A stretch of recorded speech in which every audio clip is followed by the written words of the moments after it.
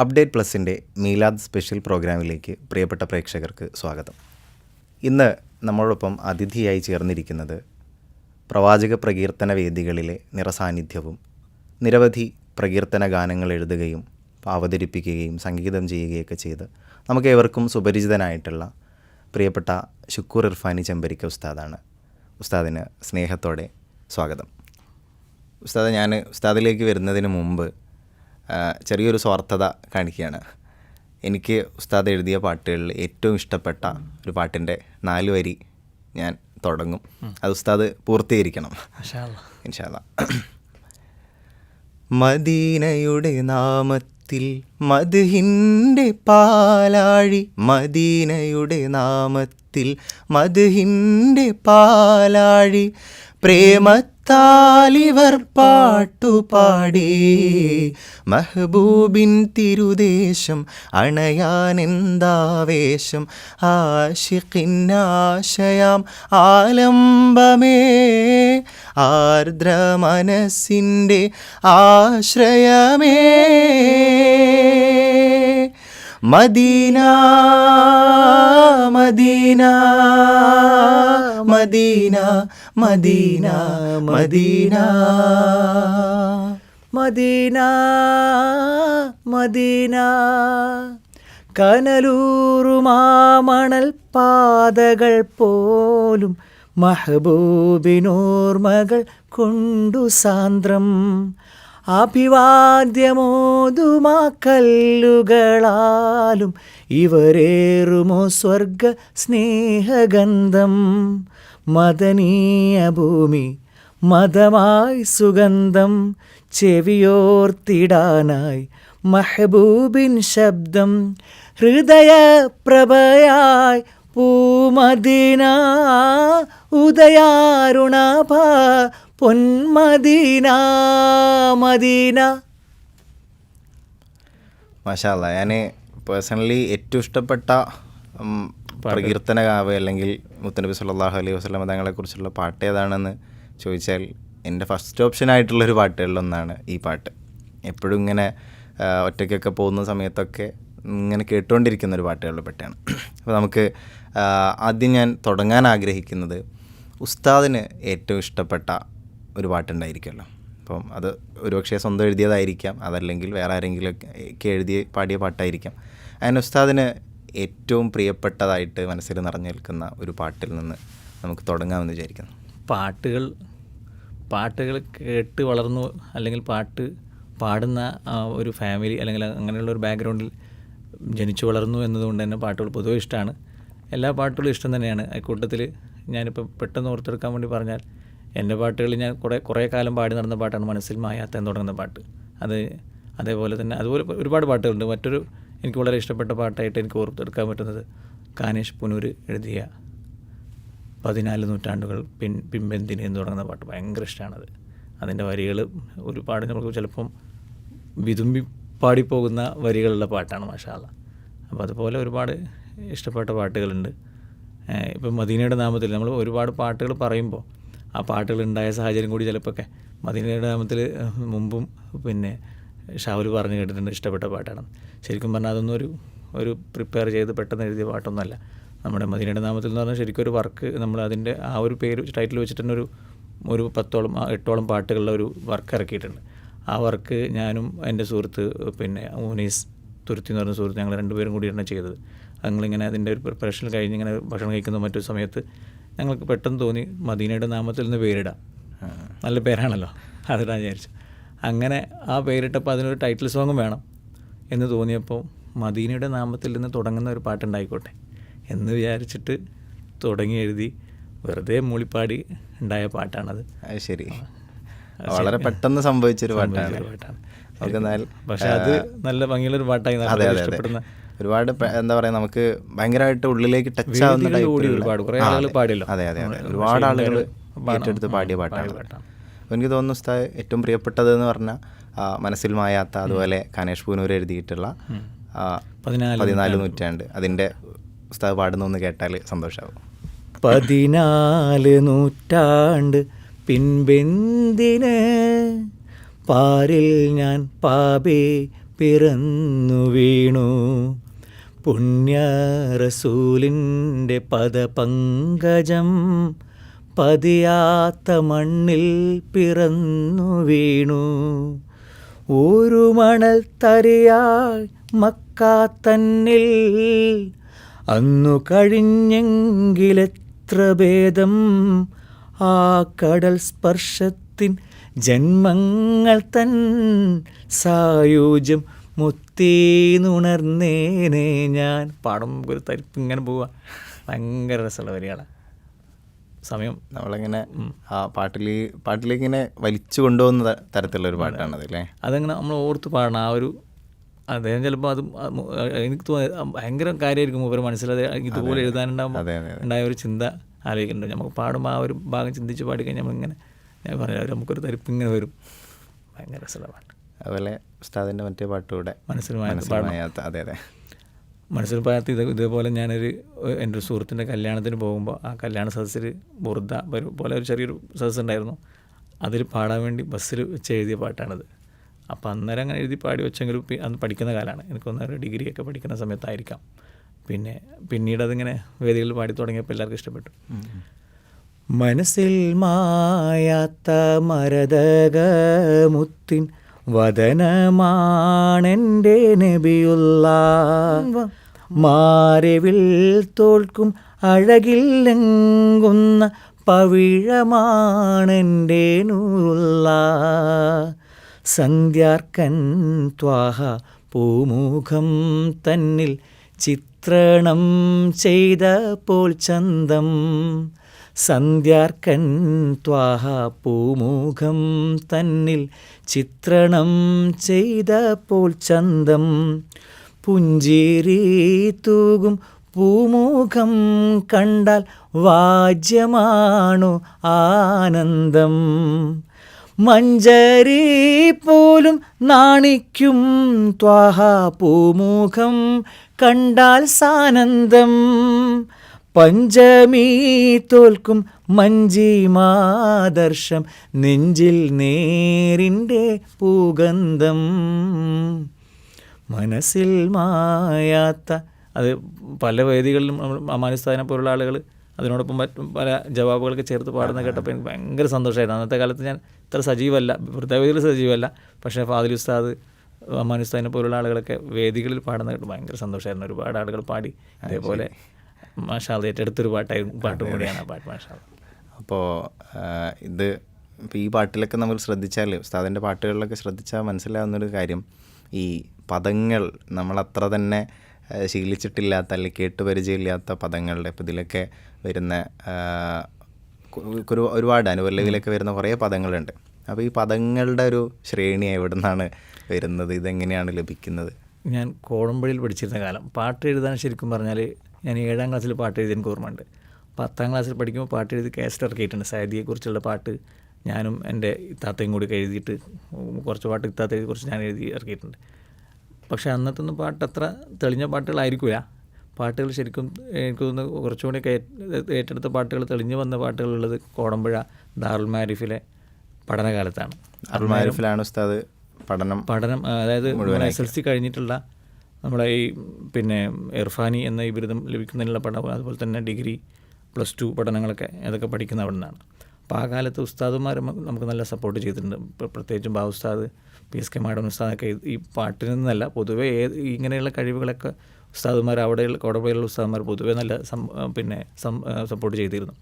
അപ്പോൾ ആ കാലത്ത് എനിക്ക് ഇതിന് പ്രത്യേക ട്രിക്ക് പറഞ്ഞത് മാഡം ഉസ്താദൊക്കെയാണ്. നമ്മൾ വായിക്കുന്ന ലേഖനങ്ങൾ, പത്രങ്ങൾ, അതുപോലെ നമ്മൾ കേൾക്കുന്ന പാട്ടുകൾ, ഈവൻ നമ്മൾ പല പാട്ടുകളും കേൾക്കുന്നുണ്ട്. അത്തരം പാട്ടുകളിലൊക്കെ നല്ല നല്ല വലിയ വലിയ കവികൾ എഴുതി വെച്ച പാട്ടുകളിൽ നല്ല നല്ല വാക്കുകളുണ്ടാവും. ഈ വാക്കുകൾ സാധാ ന്യൂസ് പ്രിൻ്റ് പോലുള്ള പേപ്പറുകളിൽ ആ വാക്കുകൾ മാത്രം ഞാൻ എഴുതിയിടുകയും അതിലറിയാത്ത വാക്കുകളുടെ അർത്ഥം താരാവലി പോലുള്ള ശബ്ദ താരാവലി പോലുള്ള ഡിക്ഷണറി നോക്കി മനസ്സിലാക്കുകയും അതിൻ്റെ പര്യായങ്ങൾ കണ്ടെത്തുക, അങ്ങനെ ഒരു ഡ്രിൽ ആ സമയത്ത് തന്നെ ചെയ്തു തുടങ്ങിയിരുന്നു. അതിന് ഒരുപാട് സഹായിച്ചിട്ടുണ്ട്. അത്തരം പാട്ടുകൾ നമ്മൾ ചിലപ്പോൾ ഒരിക്കലും ആ വാക്കുകളെന്നോട് ഈ സലീലത്തെക്കുറിച്ചൊക്കെ ചോദിക്കുന്നുണ്ട് നമ്മൾ കേരളത്തിൻ്റെ പറയുമ്പോഴൊക്കെ അതൊക്കെ ഇതുപോലെ എന്താ പറയുക ഇങ്ങനെ ആ ഒരു ഡ്രില്ലിലൂടെ കിട്ടിയ വാക്കുകളാണ് കൂടുതലും.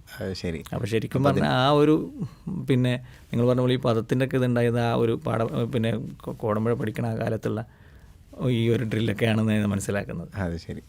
അപ്പോൾ ഇതിന് പിന്നിലൊരുപാട് കാലത്തെ അധ്വാനങ്ങളുണ്ട് അല്ലേ? ഒറ്റ ദിവസം കൊണ്ടാവില്ല, പെട്ടെന്ന് സംഭവിക്കുന്നുണ്ടെങ്കിൽ പോലും അതിന് പിന്നിൽ +1 +2 ഡിഗ്രി കാലത്താണ് ഈ ഒരു 5-6 വർഷത്തെ കാലത്തിലാണ് ഇത് ശരിക്കും രൂപപ്പെട്ടതെന്ന് എനിക്ക് തോന്നാറുണ്ട്. കാരണം ആ സമയത്താണ് ഞാൻ ഇതിനു വേണ്ടി ഒരുപാട് സമയം എടുത്തിട്ടുണ്ടാവില്ലെങ്കിലും നല്ല സമയം ആഴ്ചകളിൽ ചിലപ്പോൾ നോക്കിക്കഴിഞ്ഞാൽ ഒരുപാട് സമയം ഇതിനൊക്കെ വേണ്ടി ഞാൻ ചിലവഴിച്ചിട്ടുണ്ടെന്ന് എനിക്കൊരു ഓർമ്മ. ആ സമയത്തൊക്കെ പഠനം നടക്കുന്നത് ദാറുൽ മാരിഫ് തന്നെ, കോടമ്പുഴ ദാറുൽ മാരിഫിലാണ്.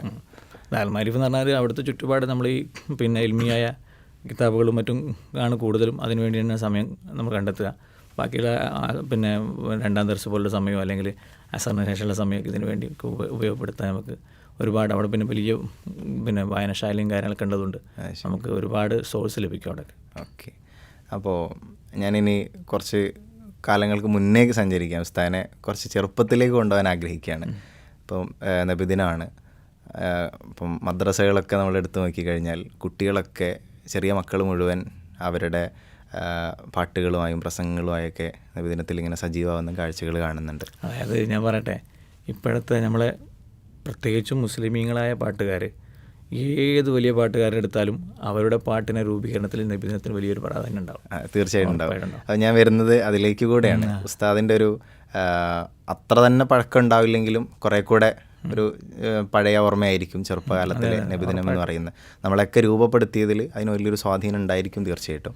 അപ്പോൾ അന്നത്തെ ഉസ്താദിൻ്റെ ഒരു മദ്രസ പഠനകാലത്തെ നബിദിനത്തിൻ്റെ ഓർമ്മകളും അന്ന് പാടിയ ആദ്യമായിട്ട് ചിലപ്പം സ്റ്റേജിൽ പാടിയ പാട്ടൊക്കെ ഉണ്ടാവും. നമ്മൾ മൂടിപ്പാട്ടൊക്കെ പാടി നടക്കുന്നെങ്കിലും സ്റ്റേജിൽ ആദ്യമായിട്ട് പാടിയൊരു പാട്ട് ഉണ്ടാവും. അങ്ങനെ പെട്ടെന്ന് ഓർമ്മയിലേക്ക് വരുന്നൊരു പാട്ട്, അന്നത്തെ നബിദിനത്തിൻ്റെ ഒരു ഓർമ്മ.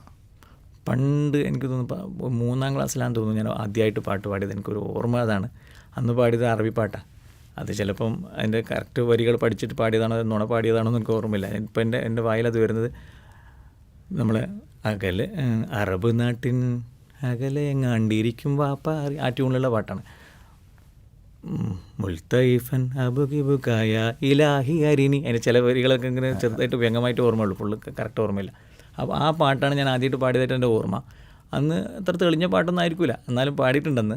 അതിനുശേഷം മദ്രസയുടെ റാലികൾ, നമ്മളെ റാലി അന്ന് സൈക്കിളിൽ ഇത് പിന്നാലെ നടന്ന് പാടിയിട്ടുണ്ട്. എനിക്ക് ഓർമ്മയുണ്ട്. സൈക്കിളിൽ സ്പീക്കറും മറ്റേ ആമ്പും വെച്ചിട്ട് സൈക്കിൾ ഇങ്ങനെ തള്ളി ഒരാൾ നടക്കും, പിന്നിൽ നമ്മളിങ്ങനെ ബുക്കും പിടിച്ച് പാടിക്കൊണ്ട് അങ്ങനെ ഞാൻ റാലിയിൽ പാടിയിട്ടുണ്ട് ചെറുപ്പത്തിൽ മദ്രസ പഠിക്കുന്ന സമയത്ത്.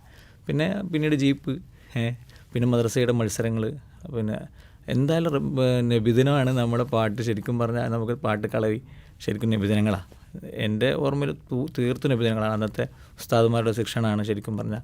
പിന്നെ അതേപോലെ എൻ്റെ പെങ്ങന്മാരൊക്കെ പാടും, പിന്നെ ഉമ്മാവും പാടും.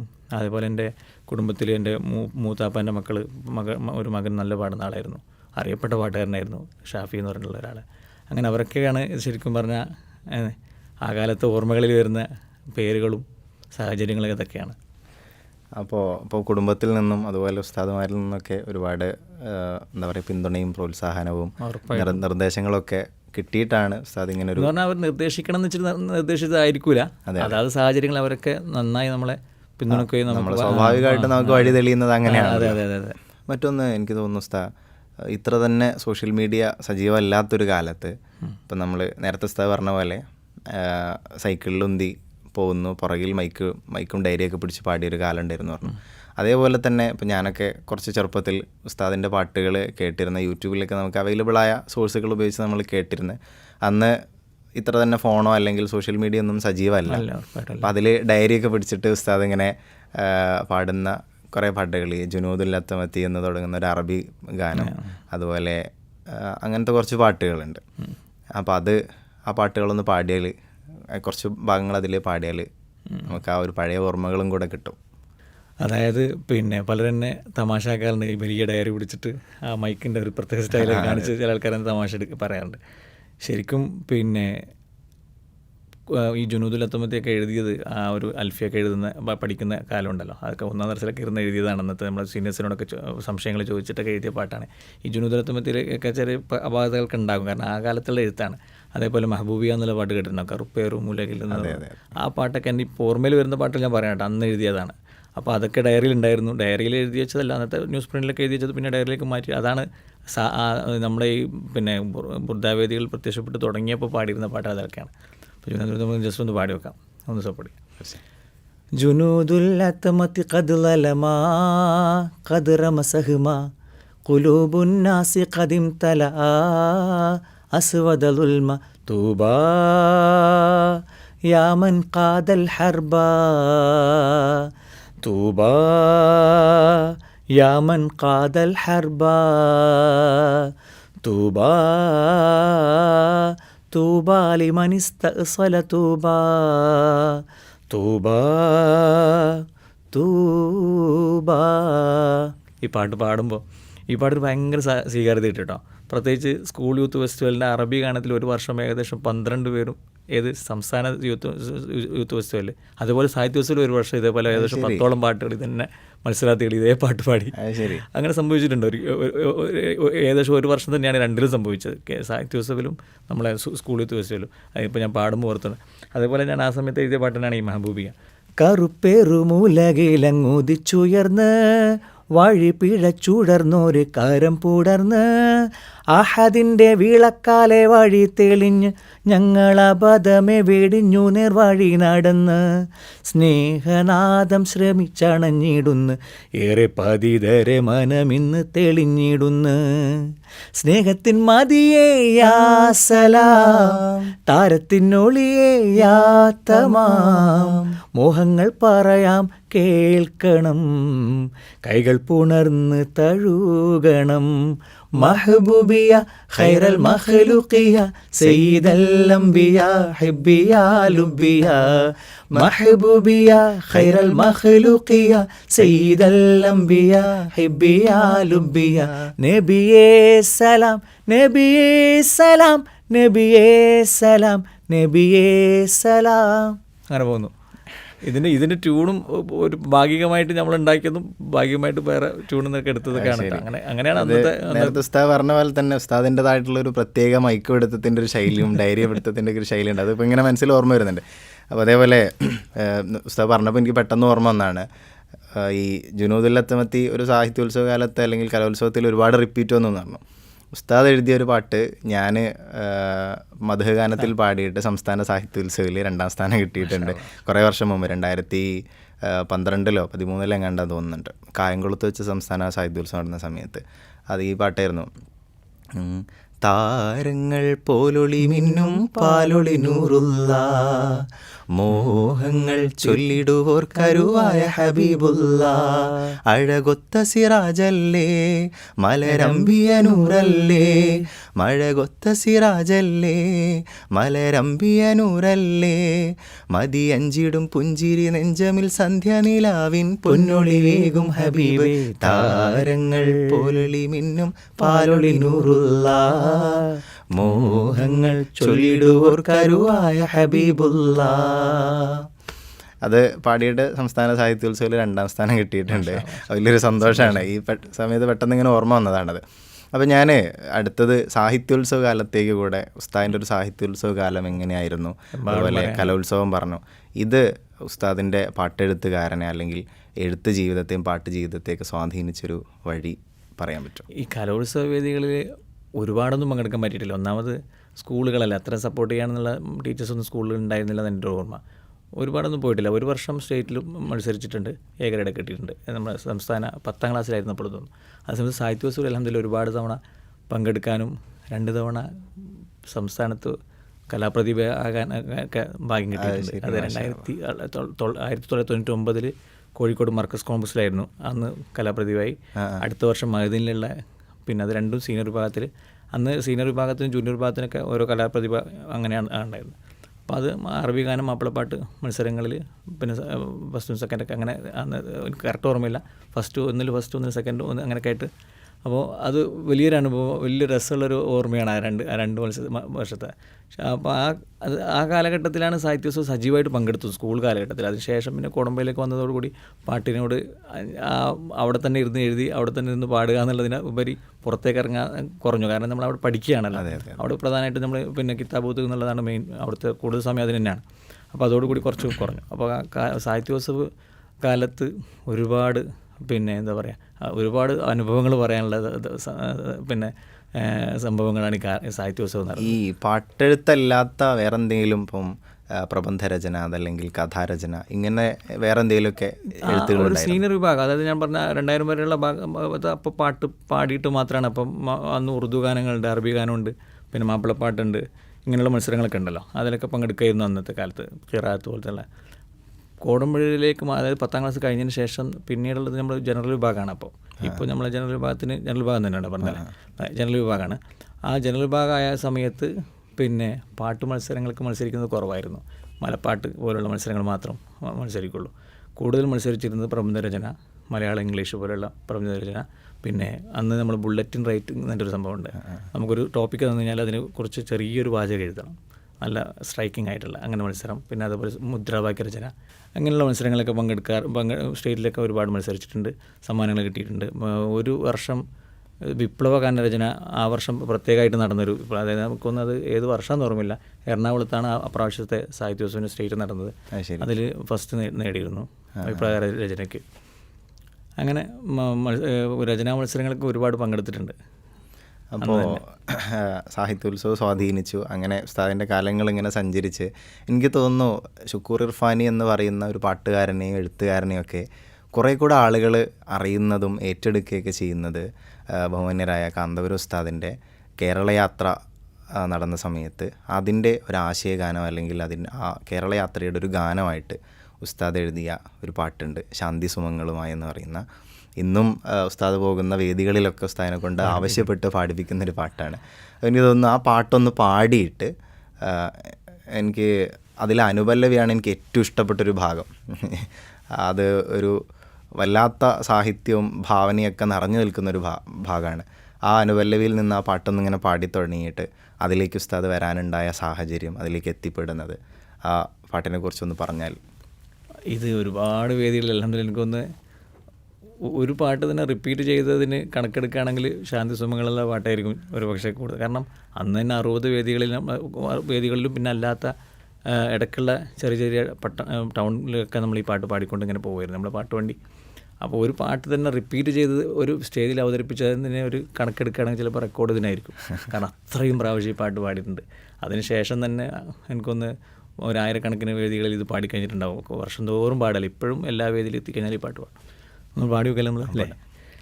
ശാന്തി സുമങ്ങളുമായി കാന്തപുരം വരവായി മാനസഭൂമികയിൽ സ്നേഹതുഷാരമായി മാനവമോചന കാവ്യം മനമിൽ സാന്ത്വനമന്ത്രം മാനവമോചന കാവ്യം മനമിൽ സാന്ത്വനമന്ത്രം ശാന്തി സുമങ്ങളുമായി കാന്തപുരം വരവായി മാനസഭൂമികയിൽ സ്നേഹതുഷാരമായി ഊഷരഭൂവുകൾ ഉഴുതുമറിച്ചു തളിച്ചിടണം സലിലം ദേശമിലുണ്മയിറുത്തു നടുന്നിവർ മാനവ സ്നേഹഫലം കടുത്ത വിദ്വേഷത്തിൻ വിത്തുകൾ അടർത്തി മാറ്റിടണം തളിർത്തു മാനവ സൗഹൃദ ഭൂവനി പടർത്തുവാൻ ശബദം മനസ്സുള്ളിൽ മാനവികത പൂത്തുലയട്ടെ അകമിൽ സഹജീവി സ്നേഹസുമങ്ങൾ വിടരട്ടെ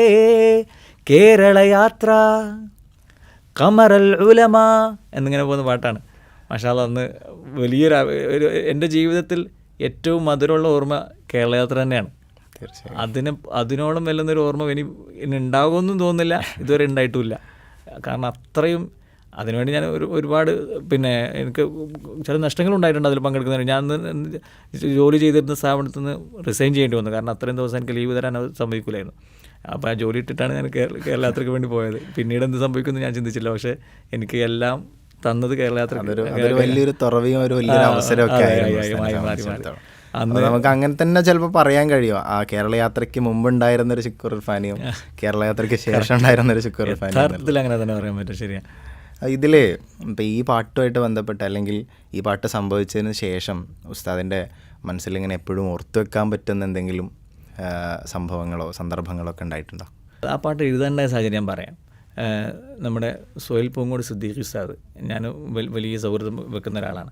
അദ്ദേഹം എൻ്റെ പാട്ടുകൾ ചില പാട്ടുകളൊക്കെ തിരഞ്ഞെടുത്ത് പ്രത്യേകം അന്നേരത്തെ ഫോണിലാണ് നമ്മൾ ഇത്തരം ഫോണിൽ വിളിച്ച് സംസാരിക്കുക, ആ പാട്ട് നന്നായി എന്നൊക്കെ പറഞ്ഞ് അപ്രീഷിയേറ്റ് ഒക്കെ ചെയ്യാറുണ്ട്.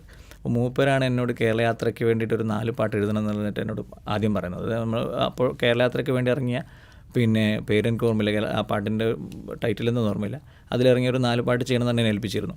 അങ്ങനെ ആ പാട്ട് ചെയ്ത് കൊടുത്തു. ഉടനെ പിന്നെ മജീദ് അരിലൂർ സാർ എന്നെ വിളിച്ചു.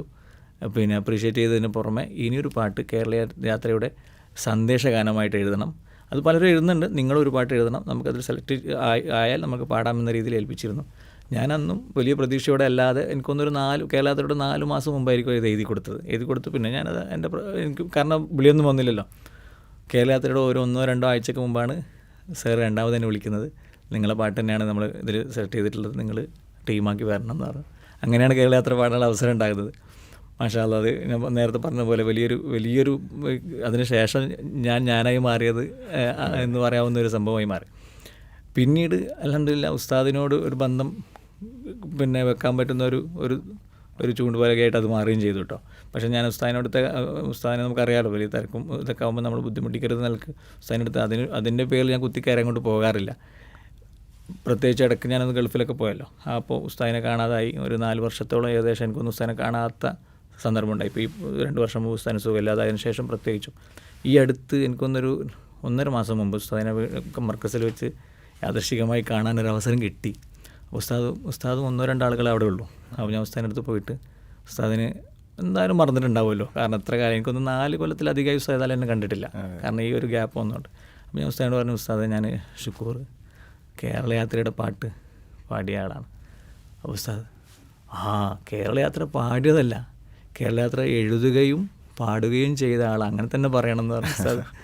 അതാണ് എനിക്ക് അതിന് എന്താ പറയുക, നേരത്തെ പറഞ്ഞ പോലെ എനിക്ക് കിട്ടിയ പിന്നെ അവാർഡുകളിൽ ഏറ്റവും വലിയ അവാർഡായിട്ട് ഞാൻ എൻ്റെ മനസ്സിൽ ആലോചിക്കുന്ന ഒരു സംഭവമാണ്. എന്നും കൊണ്ട് നടക്കാൻ പറ്റുന്ന ഒരു അനുഭവമായിട്ട് മാറി. അതെ, ഇതിപ്പം നിങ്ങൾ ചോദിച്ചതിനുള്ളൊരു ഉത്തരവാദിത്വം അറിയില്ല, പക്ഷേ കേരള യാത്രയുമായി ബന്ധപ്പെടുമ്പോൾ എൻ്റെ ഓർമ്മയിലെത്തുന്ന ഏറ്റവും വലിയൊരു സന്തോഷമുള്ള നിമിഷം അതാണ്. അല്ല, തീർച്ചയായിട്ടും ഇത് തന്നെ ആയിരിക്കും ഏറ്റവും വലിയൊരു അതിൽ കിട്ടാൻ പറ്റുന്ന അനുഭവങ്ങളും ഒക്കെ വെച്ച് നോക്കുമ്പോൾ അതിലേറ്റവും മുൻപന്തിയിൽ നിൽക്കുന്നത് ഈ ഒരു അനുഭവം തന്നെ. അത് എന്തുകൊണ്ടെന്ന് പറഞ്ഞാൽ ഉസ്താദിനെ അത് ഇപ്പോഴും ഓർമ്മയുണ്ട് എന്ന് മാത്രമല്ല, ഉസ്താദിനെ അതിൻ്റെ പൂർണ്ണരൂപത്തിൽ എന്നോട് പറഞ്ഞ് അപ്രീഷിയേറ്റ് ചെയ്യുന്ന രീതിയിൽ തന്നെ പിന്നെ പ്രോത്സാഹിപ്പിക്കുന്ന രീതിയിൽ പറഞ്ഞു എന്നുള്ളതാണ് അതിൻ്റെ ഒരു മറ്റൊരു നമുക്ക്. ഇനി ഉസ്താദിൻ്റെ ഒരു ചെറിയ പാട്ട് കേൾക്കാൻ ആഗ്രഹിക്കുന്നൊരു പാട്ട്, ഉഹുദിലെ നബിതങ്ങൾക്ക് നേരിട്ട അനുഭവങ്ങളൊക്കെ വെച്ചുകൊണ്ട് ഒരു പാട്ട് ഉസ്താദ് എഴുതിയിട്ടുണ്ടായിരുന്നു. ഒരു വിരഹഗാനം രൂപത്തിലാണെന്ന് തോന്നുന്നു. അതിൻ്റെ സ്റ്റാർട്ടിങ് എത്ര ത്യാഗങ്ങൾ സഹിച്ചു, എത്ര ത്യാഗങ്ങൾ എന്നുള്ളത് ഇപ്പോൾ ഷാവുലിനെ അറിയുന്നുള്ളൂ. സാധാരണ ആ പാട്ടിൻ്റെ ഉഹുദിലെ ചെഞ്ചോര എന്നുള്ള ഭാഗമാണ് നമ്മൾ പാടി കേൾക്കാറുള്ളത്. കാരണം മറ്റു ഭാഗം അധികം പാടിയിട്ടില്ല. അത് തുടങ്ങുന്നത് ഇങ്ങനെയാണ്. ശരിക്കും റസൂലുള്ളാഹിൻ്റെ ത്യാഗങ്ങൾ മാത്രം വിവരിച്ചുകൊണ്ട് എഴുതിയൊരു പാട്ടാണ്. എത്ര ത്യാഗങ്ങൾ സഹിച്ചു എൻ്റെ ഹബീബുള്ള, എത്രയോ കരഞ്ഞ സ്നേഹ വായ്പിനതിരില്ല, നിത്യവും ഉമ്മത്തിനായി വേദനകളെല്ലാം, മുത്ത് തോൽക്കും ദേഹമിൽ പിണഞ്ഞ സഹനം ചൊല്ലാം. ഉഹദിലെ ചെഞ്ചോര കണ്ണിൽ തീ പടർത്തുന്നില്ലേ, മഹിതരെ മുൻ പല്ല് പൊട്ടിയതോർത്തു കരയുന്നില്ലേ, മക്കയിൽ കുഫാറുകൾക്കും മാപ്പരുളിയല്ലേ, സവിധമില്ലേ പാപികൾക്കും സ്നേഹമുണ്ടാകില്ലേ. മക്കയിൽ റസൂലുള്ളാഹി സ്വല്ലല്ലാഹു അലൈഹി വസല്ലം തങ്ങൾ മക്ക വിജയത്തിൻ്റെ സമയത്ത് ഖുറൈശികൾക്ക് ഇദ്ഹബു അൻതും തുലഖ എന്ന് പറഞ്ഞ് തെറ്റുകൾ ചെയ്ത ഖുറൈശികളെ പിടിച്ചുകൊണ്ടുവന്നു. റസൂലുള്ളാഹിനെ പണ്ട് ദ്രോഹിച്ച ഒരുപാട് ഖുറൈശികൾ അവിടെ ഉണ്ടല്ലോ. മക്ക വിജയം മക്ക പിന്നെ റസൂലുള്ളാഹിൻ്റെ പരിധിയിലായല്ലോ. ആ സമയത്ത് ഈ ബന്ദികളായ ഖുറൈശികളോട് റസൂലുള്ളാഹി പറയാണ്, നിങ്ങൾ എന്നെ ദ്രോഹിച്ച ആളുകളാണെങ്കിലും നിങ്ങൾ സ്വതന്ത്രരായി പോയിക്കൊള്ളൂ. അപ്പം അത്രയും തെറ്റുകൾ ചെയ്തവരോട് റസൂലുള്ളാഹി പൊറുത്തിട്ടില്ലേ. അപ്പം നമ്മൾക്കും ആ റസൂലുള്ളാഹിൻ്റെ അടുത്ത് ചെറിയൊരു പരിഗണന കിട്ടൂല എന്നുള്ളതാണ് നമ്മളെ പാട്ടിലൂടെ പറയാൻ ശരി. ശ്രമിച്ചത്. ഞാനെന്നാൽ എൻ്റെ ഓർമ്മയിൽ ഈ ഉഹുദിലെ ചെഞ്ചോര എന്നുള്ളതാണ്. അപ്പം ആ ഉഹുദിൽ നബിതങ്ങൾ സഹിച്ച ത്യാഗങ്ങൾ മാത്രം പറയുന്നൊരു പാട്ടാണ് എന്നാണ് എൻ്റെ മൈൻഡിലുണ്ടായിരുന്നത്. എൻ്റെ തുടക്കമൊക്കെ ഓർമ്മ അതിനും ഈ ഉഹുദിലെ എന്നുള്ള സ്റ്റാൻസൊക്കെ മുമ്പ് 2 സ്റ്റാൻസ് മക്കയിൽ മുഖ്യ ഖുറൈശി മുത്തിനെ തളർത്തി എന്ന് പറഞ്ഞ റസൂലുള്ളാഹിന്റെ പിന്നെ ഇതിൻ്റെ കുടൽ കൊണ്ടിരുന്ന ആ സംഭവങ്ങളൊക്കെ പറയുന്നുണ്ട്. നബിതങ്ങൾ സഹിച്ച ഒരു ത്യാഗത്തിൻ്റെ എല്ലാ ഏരിയകളും ടച്ച് ചെയ്ത് പോകുന്ന ഒരു പാട്ടാണ് അത്. ശരി. പിന്നെ അതുപോലെ വേറൊരു പാട്ട് ഇപ്പം മനസ്സിൽ പെട്ടെന്ന് ഓർമ്മയിൽ വരുന്നത് ഉള്ളാൾ തങ്ങൾ, താജുൽ ഉലമ ഉള്ളാൾ തങ്ങൾ വഫാത്തായ സമയത്ത്, ഇവിടെ പറഞ്ഞ സമയത്ത് ഉസ്താദ് ഒരു വേദിയിൽ നിന്ന് പാടുന്ന ഒരു പാട്ട് ഓർമ്മയില്ല. വരികൾ എങ്ങനെ തുടങ്ങുന്നതെന്ന് ഓർമ്മയില്ല, പക്ഷെ അത് അന്ന് പാടിയത് ഭയങ്കരമായിട്ട് നമുക്കൊക്കെ ആ ഒരു വേദനയിൽ നിൽക്കുന്ന സമയം കൂടെ. അത് എനിക്കും ഭയങ്കര ഓർമ്മയുള്ള സംഭവമാണ്. കാരണം താജുൽ ഉലമയുടെ വഫാത്ത് ഏതായാലും നമുക്ക് ഒരു വലിയൊരു ദുഃഖം ഉണ്ടാക്കുന്ന സംഭവമാണെന്നുള്ള പറയേണ്ടതില്ലല്ലോ. അത് കഴിഞ്ഞ് 3-4 ദിവസം കഴിഞ്ഞിട്ട് ഉള്ള ഒരു പരിപാടിയിൽ ഒരു അനുസ്മരണ ഗാനം നമ്മൾ എഴുതുക എന്ന് പറഞ്ഞാൽ അതിൻ്റെ ഒരു സാഹചര്യത്തിൽ എഴുതുള്ളൂ. അപ്പോൾ എന്നോട് വേദന ഉസ്താദ് തങ്ങളെക്കുറിച്ചൊരു പാട്ട് ഉസ്താദ് പാടോ എന്ന് പറഞ്ഞപ്പോൾ അപ്പം ഇതേപോലെ തന്നെ പല പാട്ടും ഞാൻ പറഞ്ഞില്ല, എൻ്റെ മിക്ക പാട്ടുകളും അതാത് സന്ദർഭത്തിൽ പെട്ടെന്ന് എഴുതിയിട്ടുണ്ടായ പാട്ടുകളാണ്. അപ്പം നേരത്തെ ഷാവൽ ഫസ്റ്റ് സെക്കൻഡ് നേടി എന്ന് പറഞ്ഞ പാട്ടും ഇതേപോലെ കുണ്ടൂരേക്ക് പോകുന്ന വഴിക്ക് ട്രെയിനിൽ നിന്നും അവിടെ എത്തിയതിന് ശേഷമൊക്കെ എഴുതി തീർത്തിയ പാട്ടാണ്. ശരി. അപ്പോൾ ഇതും ഇതേപോലെ സ്റ്റേജിൻ്റെ പിന്നിൽ നിന്ന് ജസ്റ്റ് എഴുതി പാടിയ പാട്ടാണത്. മറ്റേ കത്തിപ്പിടയുന്നെന്ന് തുടങ്ങുന്ന പാട്ടാണ് ആ പാട്ട്. അതന്ന് പാടിയപ്പോൾ ശരിക്കും ഞാനും വിതുമ്പിപ്പോയി. കാരണം നമ്മുടെ മനസ്സിലേക്ക് നമ്മുടെ അത്താണിയായിരുന്ന ഓർമ്മകൾ വന്നിട്ടുണ്ടാവും. അന്ന് നമുക്ക് പാടി നോക്കാമല്ലേ. കത്തിപ്പിടയുന്ന ഹൃദയത്തിനോർത്ത് കഥനത്താൽ കൈരളി പൊട്ടിക്കരഞ്ഞല്ലോ, ഹൃത്തിൽ പൂമുത്തായ താജുൽ ഉലമായിൻ വേർപാടൊന്നോർക്കുമ്പോൾ കരളിൽ കനലല്ലോ. അല്ലാഹു അല്ലാഹു നവ്വിർ മർക്കദഹു, അല്ലാഹു അല്ലാഹു നവ്വിർ മർക്കദഹു. ഹൃദയം പിടഞ്ഞു കരഞ്ഞിവർ തേടുന്നു, ഉദയാർക്കനിയില്ലെന്നറിവോടെ ഓതുന്നു. സദയമാപ്പൂവിൻ്റെ അനുയായികൾ ഞങ്ങൾ, വഴികേടിലാക്കല്ല് ഇനിയില്ലല്ലോ തിങ്കൾ. തണലു ചൊരിഞ്ഞ പിതാവിൻ ദറജകൾ ഇനിയുമുയർത്തല്ലാ, മഹിതരയൊപ്പം സ്വർഗവിധാനം തന്നിൽ ചേർക്കല്ലാ. ഇനിയാരി പാവങ്ങൾ കത്താണിയായിന്ന്, ഇനിയാരെ നാം ചൊല്ലും ഉപ്പാപ്പയോരെന്ന്. ഇനിയെന്ന് കേൾക്കുമാധീര സ്വരമൊന്ന്, ഇനിയാരി സുന്നി ജനങ്ങൾക്ക് തണലെന്ന്. നിൻവിധിയിൽ ഇവർക്കില്ല അതൃപ്തി എങ്കിലും റഹ്മാനേ, നെഞ്ചിലെ വേദന മായ്ക്കുവാനാകുന്നില്ല റഹീമോനെ എന്നിങ്ങനെ പറഞ്ഞു. ആ ഒരു വേദന അത് എനിക്ക് അന്ന് ഈ ഒരു പാട്ട് ഞാൻ എഴുതിയിട്ട് പാടിയപ്പോൾ അറിയാണ്ട് പൊട്ടിയതൊരു ഓർമ്മ എനിക്കുണ്ട് ആ വേദിയിൽ. തീർച്ചയായിട്ടും എന്തായാലും സംഭവിക്കും. കാരണം താജുൽ ഉലമ ഇവിടെ പറഞ്ഞ് ആ ഒരു സമയത്തുകൂടെയാണ് നമ്മൾ പാടുന്ന ആ ഒരു ഓർമ്മകളും ആ ചിത്രമൊക്കെ, അത് ആ ഫീൽ നമ്മൾ വന്നു കഴിഞ്ഞാൽ നമുക്ക് പാടി പൂർത്തിയാക്കാൻ കഴിയും. തീർച്ചയായും. അപ്പോൾ നമ്മളെ സംബന്ധിച്ചിടത്തോളം നമുക്ക് എന്താണ് പ്രവാചക പ്രണയം, എങ്ങനെയാണ് അതിൻ്റെ വഴികൾ എന്നൊക്കെ പറഞ്ഞു തന്നത് നമ്മളെ ആ മഹനീയ നേതൃത്വം തന്നെയാണ്. അപ്പോൾ എനിക്ക് തോന്നുന്നു നമുക്ക് പതിയെ അവസാനത്തിലേക്ക് പോവാം. ഒരു നല്ലൊരു മദ്ഹ് ഗാനം കൂടെ ഉസ്താദിൻ്റെ പാട്ട് ശേഖരങ്ങളിൽ നിന്ന് കേട്ടിട്ട് നമുക്ക് ഈ പരിപാടി അവസാനിപ്പിക്കാൻ തോന്നുന്നു. കശംസി തൽഹറുലിൽ ഐനൈനി മിൻ ബുഅദി സഗീറതൻ വതുകില്ലു ത്വർഫ മിൻ നമമി. അഴകേറും തിങ്കളിറങ്ങിയുമാനത്ത് സുബ്ഹാനല്ലാ ചിരിയൂറും ചന്ദ്രികയാണോ താഴത്ത്. മദിനൂറുള്ള മഞ്ജുള മൊഞ്ചൊളി ത്വാഹ അണയുന്നൊരു സമയത്ത് അമ്പറിനിമ്പമിൽ ഗന്ധമെഴുന്ന ദേഹത്ത്. അഴകേറും തിങ്കളിറങ്ങിയുമാനത്ത് സുബ്ഹാനല്ലാ ചിരിയൂറും ചന്ദ്രികയാണോ താഴത്ത് മദിനൂറുള്ള വദന കാഞ്ചന ഭംഗിയെഴുന്നൊരു പൂമൊട്ട് മദീന വഴികളിൽ സൗരഭമിട്ടൊരു താരാട്ട് ഇരുണ്ട മാനസരാജമിൽ ശോഭ ഷഹാദത്ത് ത്വാഹ ത്വാഹ ഇരുണ്ട മാനസരാജമിൽ ശോഭ ഷഹാദത്ത് നേരിൻ കൈത്തിരിയേന്തിയ രാജ പൂമുത്ത് പൂമുത്ത്